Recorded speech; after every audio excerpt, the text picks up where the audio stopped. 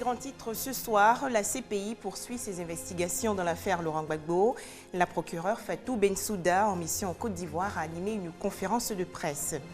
Toujours en Côte d'Ivoire, les épreuves orales du BTS 2013 débutent le 22 juillet prochain.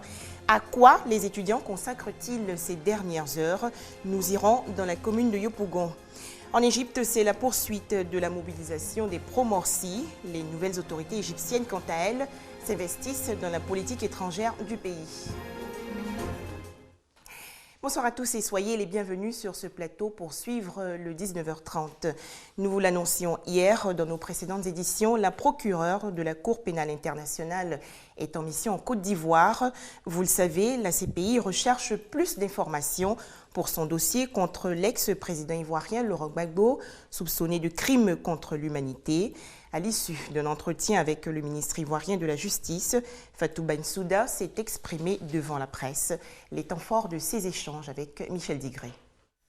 À l'entame de sa conférence de presse, la procureure de la CPI a fait le point de l'audience de confirmation ou non des charges contre Laurent Gbagbo tenues au mois de juin dernier. Ce n'est pas le moment de déterminer qu'une personne est coupable ou pas. C'est juste le moment de dire si l'affaire doit aller en procès, c'est-à-dire au niveau suivant.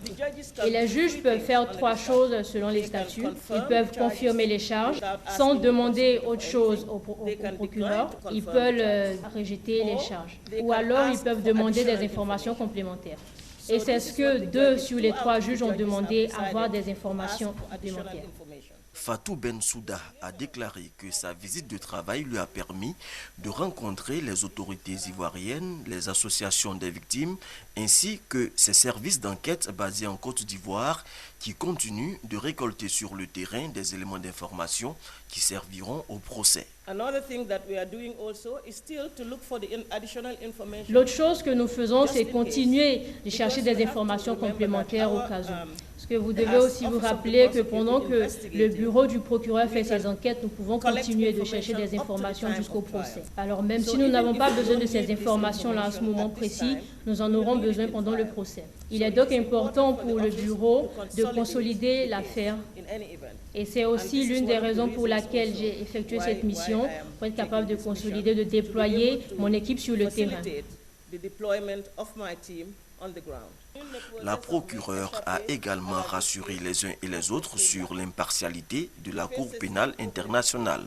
Dès que les juges de la Cour pénale internationale décideront sur la base de la loi et des preuves présentées par mon bureau de demander l'arrestation et la remise à la Cour d'un autre suspect, peu importe son nom, son rang, son parti politique ou n'importe quelle autre considération. Le gouvernement ivoirien devra respecter ses obligations et remettre cette personne à la Cour pour qu'elle réponde de ses accusations devant la justice. Bensouda a enfin reconnu la lenteur de la justice internationale. Il faut laisser la justice faire son travail et prendre le temps voulu pour le faire bien, a-t-elle conclu. Les épreuves orales du brevet de technicien supérieur, le BTS, vont se dérouler le 22 juillet prochain sur toute l'étendue du territoire national. Aujourd'hui, l'heure est consacrée aux dernières révisions. Dans la commune de Yopougon, par exemple, des étudiants se regroupent dans les salles de classe avec ou sans professeur pour repasser les cours. C'est un reportage de Laetitia Manglé. Les écoliers sont en vacances, mais les classes de cette école primaire de Yopougon restent encore ouvertes. À l'intérieur, des étudiants. Candidats au brevet de technicien supérieur, le BTS, ils se retrouvent là chaque jour pour une révision des cours, mais aussi pour bénéficier des conseils avisés d'un maître en la matière en attendant le jour de l'examen. On a encore quelques exercices, quelque chose encore à peaufiner pour être prêt pour lundi. Des mathématiques en passant par le marketing ou la communication, aucune matière n'est à négliger. Ça fait pratiquement 1 mois que nous avons préparé. Nous sommes dans la préparation. Pour moi, je pense que ce que nous faisons aujourd'hui pourra nous apporter plus. On a vu assez de choses même qu'on n'avait pas vues auparavant, mais ça va. Passer en revue les cours reçus 9 mois durant en seulement 48 heures avant l'examen. Une tactique d'évacuation du stress. C'est pas que je suis assez stressé, C'est juste que je fouillette un peu mon cahier pour voir un peu si certaines choses m'ont pu m'échapper durant l'année scolaire. Et puis bon, juste consolider un peu ce que j'ai pu apprendre pour en tout cas mieux affronter les différentes épreuves. Cette année, ils sont environ 46 000 candidats à frapper aux portes du monde professionnel pour certains et à poursuivre les études post-BTS pour d'autres. Le BTS qui boucle ainsi la série des examens à grand tirage, session 2013. Les réformes entreprises dans les douanes ivoiriennes, une rencontre entre les douaniers, juristes et opérateurs économiques s'est tenue hier à Grand-Bassam. Au menu, l'adoption d'un projet de loi sur un nouveau code de douane pour faciliter les procédures des contrôles après dédouanement. Explication Thomas Guessambi. Le code qui régit les douanes ivoiriennes est vieux de 50 ans. Il ne répond certainement plus à de nouvelles exigences du temps. C'est pour le remettre au goût du jour que l'actuelle Direction générale des douanes ivoiriennes a initié une rencontre tripartite. Douaniers, experts juristes et opérateurs économiques ont donc réfléchi 5 jours durant pour proposer un projet de nouveau code des douanes et un projet d'arrêté ministériel sur le guide de procédure des contrôles après dédouanement des marchandises. Le séminaire vise à assurer la conformité du code des douanes aux dispositions du code des douanes de l'UNOA et à celle de la convention de tout autorisé, ainsi qu'à celle du cadre des langues 16. En abattant ce travail de toilettage des textes, la Direction générale des douanes ivoiriennes veut aussi épouser la dynamique de l'intégration sous-régionale en matière d'union douanière, mais mieux répondre aux normes des organisations mondiales des douanes et du commerce.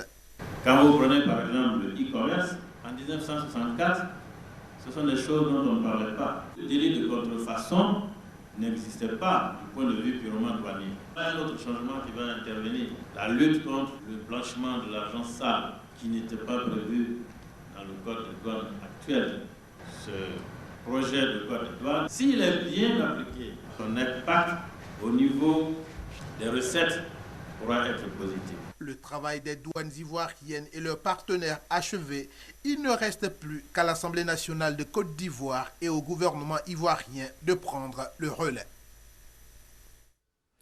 Vers la disparition de la dracunculose ou ver de Guinée en Côte d'Ivoire, Abidjan devrait avoir la certification de l'éradication de la maladie. C'est en tout cas ce qu'annonce une mission internationale d'évaluation.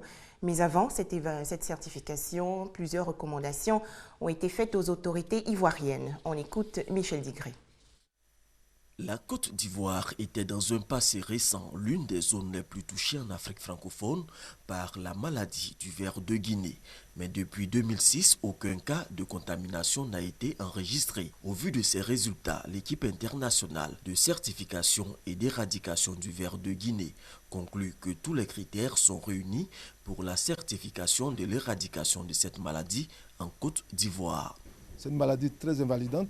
Il arrivait qu'un village entier soit assis et qu'il ne puisse pas aller donc au champ. Nous sommes en phase d'éradication. Je crois que le message doit être porté. La mission indépendante d'évaluation qui est arrivée a abouti à des résultats importants pour nous. Le pays remplit maintenant les conditions pour aller à la certification du ver de Guinée. Ce serait en Côte d'Ivoire la deuxième maladie donc à être éradiquée après la variole. D'ici à décembre 2013, date à laquelle les résultats seront présentés à la Commission internationale pour la certification à l'échelle mondiale, les autorités ivoiriennes ont été invitées à poursuivre la surveillance, mais surtout à adopter certaines mesures, notamment l'extension des systèmes d'approvisionnement en eau potable dans les zones précaires. L'équipe d'évaluation qui vient de séjourner en Côte d'Ivoire a sillonné 10 régions, 25 districts, 64 centres de santé et 136 villages. La Côte d'Ivoire s'exporte à travers la deuxième édition de la Semaine ivoirienne au Cameroun. La Chambre de commerce et d'industrie et l'ambassadeur du Côte d'Ivoire au Cameroun ont procédé au lancement de l'événement. Ces échanges commerciaux et culturels vont se tenir à Douala du 7 au 13 octobre prochain. Le point avec Grace Kando. La Côte d'Ivoire a l'honneur au Cameroun. Ce sera du 7 au 13 octobre prochain. La semaine ivoirienne va permettre de faire connaître les produits de l'industrie ivoirienne et les opportunités d'affaires en Côte d'Ivoire. Il sera aussi question de consolider les relations qui existent entre les deux pays. Nous organisons la semaine ivoirienne au Cameroun à l'effet de permettre donc à nos entreprises de pouvoir mieux se vendre au-delà de nos frontières, afin que nous puissions améliorer notre balance commerciale pour que cela apporte un plus à la croissance économique que la Côte d'Ivoire a commencé à amorcer. Ce que nous souhaitons, en interpellant les opérateurs économiques ivoiriens, ce que nous souhaitons, c'est qu'ils aillent en grand nombre, qu'ils aillent tisser des partenariats, qu'ils aillent se frotter à leurs partenaires camerounais, parce que c'est de là qu'on pourra augmenter les échanges entre les deux pays. Une semaine ivoirienne au Cameroun, une initiative qui permettra aux opérateurs économiques ivoiriens d'explorer de nouveaux marchés. Ça pourrait permettre aux opérateurs économiques ivoiriens d'aller chercher des marchés au Cameroun. Et ça va nous permettre aujourd'hui aussi de pouvoir exporter nos savoir-faire dans un pays voisin qui est le Cameroun. La semaine ivoirienne est à sa 2e édition. Au menu, plusieurs activités, notamment des expositions et des conférences. Le sport, avant de passer à l'actualité internationale. La demi-finale de la 50e édition de la Coupe nationale cet après-midi au stade Robert Champroux de Marcory. Le Stella Club d'Adjamé a battu le FC Gagnoa 2-0. La deuxième demi-finale va opposer la SEC Mimosa à l'Athlétique d'Abengourou le 31 juillet prochain. La finale est prévue pour le 6 août à Bouaké. La malgouvernance dénoncée au Burkina Faso, c'est la mission du mouvement dénommé le Balai citoyen. Copié sur le modèle sénégalais du mouvement Y'en a marre, le Balai citoyen s'érige contre la mise en place du Sénat au Burkina Faso. Connus pour leur engagement contre le régime de Blaise Compaoré, 2 chanteurs burkinabés ont annoncé la création du Balai citoyen, un mouvement contre la malgouvernance inspiré du Y'en a marre sénégalais. C'est un mouvement qui a été mis en place pour répondre à une certaine injustice sociale, à la crise qu'on est en train de traverser jusqu'en l'horizon 2015. Ça s'impose parce que, si vous voulez, il n'y avait pas de structure susceptible d'aspirer toute cette jeunesse combative qui avait besoin de changement. Assainir pacifiquement le Burkina Faso avec un nettoyage démocratique, économique et financier des institutions. Créé il y a une dizaine de jours à peine, le mouvement compte déjà plus de 2000 adhérents. Nous, on agit de façon spontanée. Une démocratie, c'est le respect de la Constitution, raison pour laquelle on s'élève contre la modification de l'article 37, on s'élève contre le Sénat, on s'élève contre la malgouvernance. On rêve d'un Burkina normal. La succession du président Blaise Compaoré au pouvoir depuis 1987 agite de plus en plus le Burkina Faso. Une révision de la Constitution permettrait au président de se représenter en 2015. La jeunesse citoyenne se mobilise. En bref, le Nord Mali où 6 personnes, dont des agents électoraux et un élu local, ont été enlevées aujourd'hui dans la région de Kidal, des kidnappings qui aggravent les tensions sécuritaires à 8 jours des présidentielles. En Égypte, le nouveau chef de la diplomatie, Nabil Fahmy, dresse les grandes lignes de la politique étrangère de son pays. Le Caire veut revenir sur l'échiquier diplomatique international et régional. Parallèlement, aujourd'hui, les pro-Morsi ont poursuivi leur sit-in au Caire au lendemain de manifestations de milliers de personnes. La rue égyptienne n'oublie pas Mohamed Morsi. Ce vendredi, dans tout le pays, des dizaines de milliers de supporters ont brandi le portrait du président déchu. Les frères musulmans continuent de nier toute légitimité au gouvernement intérimaire formé il y a quelques jours.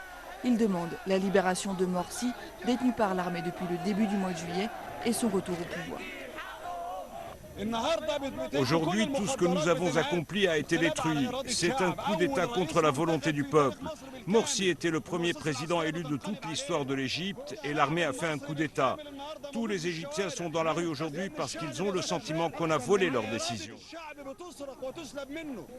Cette journée de manifestation appelée « Briser le coup d'État » a gagné plusieurs grandes villes du pays. À Mansoura, dans le delta du Nil, 3 femmes ont été tuées et 7 personnes blessées lors d'affrontements entre pro et anti-Morsi. Au Caire, aucun incident grave n'a été signalé.